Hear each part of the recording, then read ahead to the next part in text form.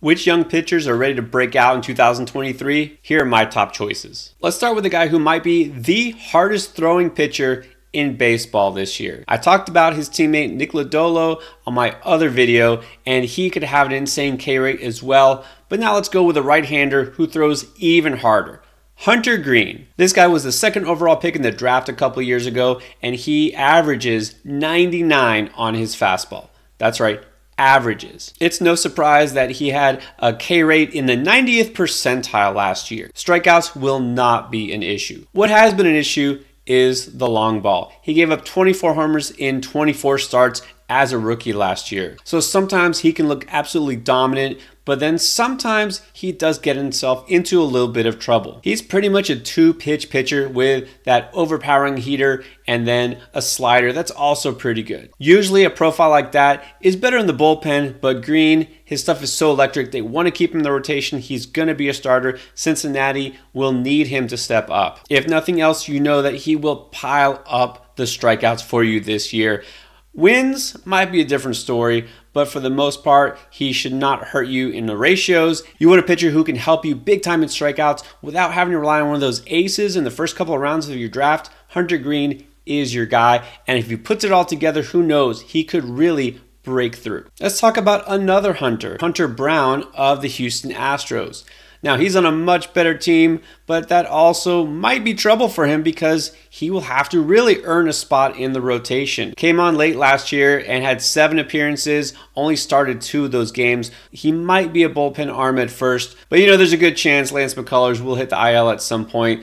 Pitchers get hurt. Brown will be the next man up. Unlike Hunter Greene, he only averages 97 on his fastball, but he also does have a slider and a curveball that he uses quite a bit. In those 7 appearances last year in the majors, he only allowed a run in 1 of them. So the big question right now is, will he start the season on the Astros roster, or will he be in Sugarland playing for the Space Cowboys? Yes, that's right. There is a minor league team called the Space Cowboys. You gotta love minor league teams. Unlike a lot of high-end prospects who kind of fizzle out as they move up the chain, Brown has actually gotten better as he's moved up levels. Could he do that again in the majors? There's a good chance. Is 27 years old too old to break out in the pros? In the case of Clark Schmidt, it might be just about his time. He has all of 70 innings of major league experience, most of it coming in 2022. Now, this is not an overpowering pitcher. His K rate is just kind of average, but he's improved his command over the years and got that walk rate now down to below the league average. So you're not looking at gaudy K numbers, but he should get you about a strikeout per inning, and the ratios could look really nice when it's all said and done. Schmidt will have to fight for a rotation spot with guys like Domingo Germán, but I think that he can earn it. He's somebody who has been groomed as a starter, had some injury problems early in his career. That's gone away now. He's somebody that I think could be a reliable arm. If you don't find yourself getting excited about a guy who you might consider more of an innings eater than anything else, you need to look for a guy like this. He will still get you wins, strikeouts, and nice ratios. You want these pitchers who will be reliable over the long term. You know, if you've watched my videos, how much I love George Kirby this year. You might consider Schmidt a slightly older, but poor man's version, in fantasy at least, of George Kirby. Getting deeper here, I'm going to talk about a young Orioles pitcher, and no, it's not Grayson Rodriguez.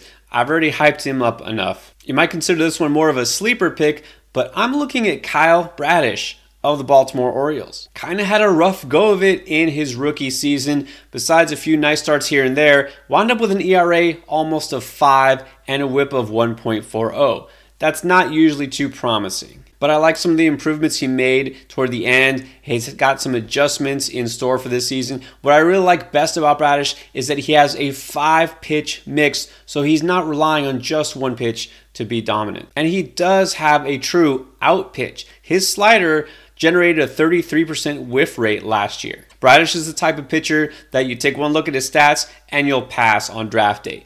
I get that. That's fine. You know what? Maybe you consider him more of a watch list candidate, somebody that you'll pick up later in the year if you need help, but he's somebody I think could really surprise people. Now, the Diamondbacks have a few young players that should be exciting this coming season. Let's take a hard look at Ryan Nelson. He's a hard-throwing right-hander who loves to rely on his fastball. In fact, he throws it almost 70% of the time. Why wouldn't he? Last year, over 3 starts in the majors, had a 111 batting average against on that pitch. Although we only had a quick look at him as a D-back, in his first 2 starts, he went 7 and 6 innings against the Padres and Dodgers and shut them both out. And this is in September. Nelson profiles more as a power pitcher, so I expect the strikeout numbers to be nice. I want somebody who knows how to get hitters out, and Nelson has proven throughout his minor league career that he can do that. Then let's go with another Diamondback pitcher, Brandon Pfaadt. While Nelson stands at 6'3", Pfaadt is 6'4",